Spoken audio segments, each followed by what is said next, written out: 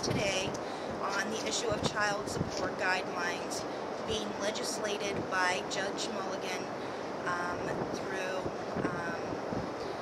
instead of with the legislators.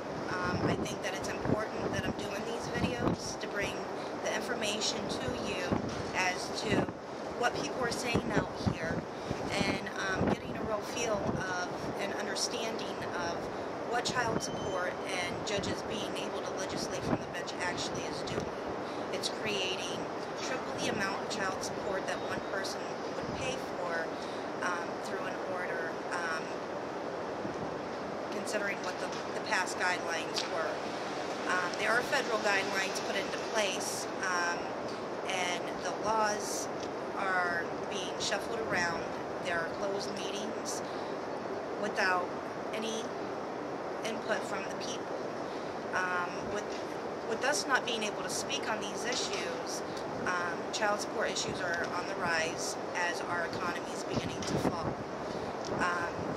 I, along with a lot of other families, can't afford this, and that's why I think that it's important that we all come together and come out and let them know that we are not going to put up with this. Today there were 58 people in the courtroom, which is an amazing amount for here in the Commonwealth of Massachusetts, and I'd like to applaud each and every one of them that showed up today. I do ask a lot of people, it's a personal decision whether they want to go on film or not. Many decline because of fear. I'm here to let you know I'm not afraid. I'm coming forward, and I'm going to speak about these issues because these issues need to be stated, and there needs to be held accountability.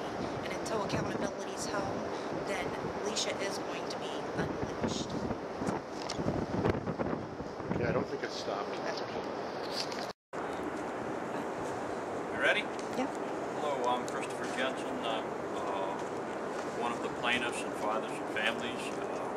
We were here in Massachusetts Superior Court against Judge Mulligan with the new child support guidelines. Yes, I heard the case.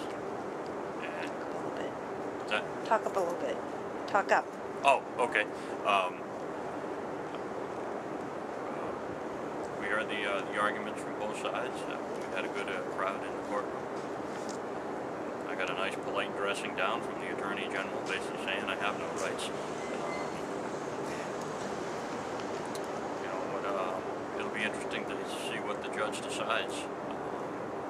The particulars of the case is Judge Mulligan had no business forming the task force at the beginning when the legislature took that authority away. We'll see what happens. Thank you.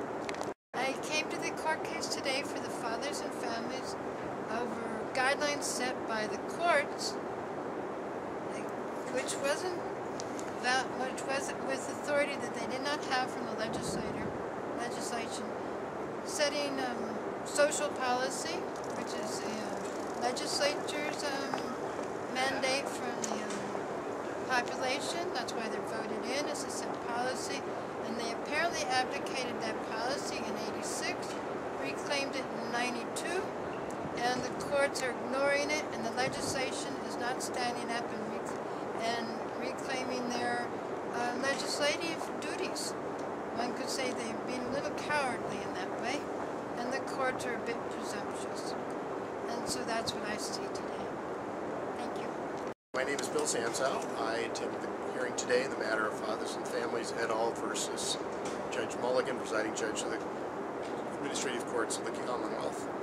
This case is about appealing or asking for an injunction to stand aside the current guidelines for child support that were set in place as of January 1. The basic argument against them from all involved, as an interested party, is that they were decided on an arbitrary basis. There was no consideration of public input. There was no consideration of any federal indications or standards or suggestions on how to pursue this.